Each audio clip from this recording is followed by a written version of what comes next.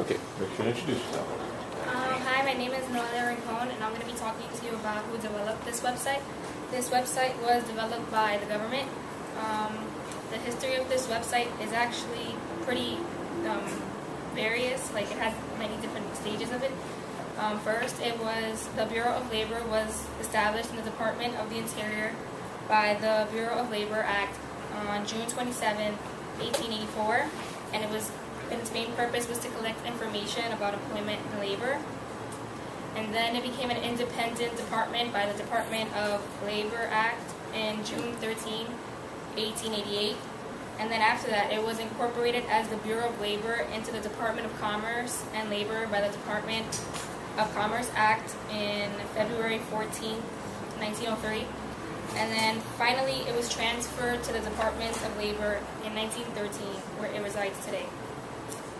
The people or group that built this website and control it is actually the government, and they control this website, and the chief executive is actually Keith Hall. He's the commissioner of the website, and he's been doing that for about like 60 years, so the website is pretty reliable since it's based from the government and it has all these statistics and stuff, so yeah.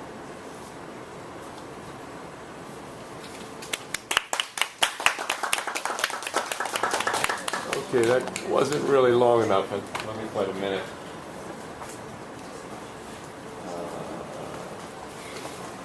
Noella, you said that the commissioner has been running this website for 60 years? Yeah. There's not been a web for 60 years. Oh, that's what it said when I looked it up. It's impossible that a commissioner would be running this website for 60 years. Whether the web came in the 1980s. So we're talking maybe 30 years for the web. And the web wasn't really where it is today. Back in the 30s, it was very tiny. So if you're saying the web didn't go back to the 1950s. No, it went back earliest.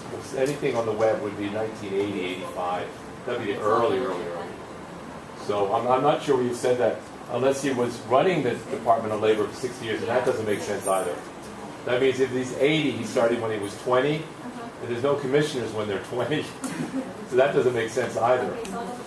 Yeah, so you have to get those statements right. Okay. Good, thank you.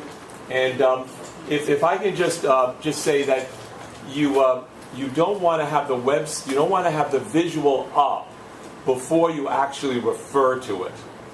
So you really didn't refer to this until about maybe 20 seconds into the speech.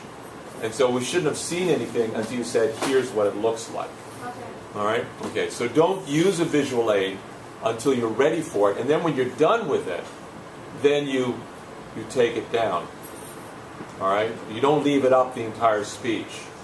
Okay. Now that's everybody. I mean, there's a tendency that people are leaving their websites, their visuals up there.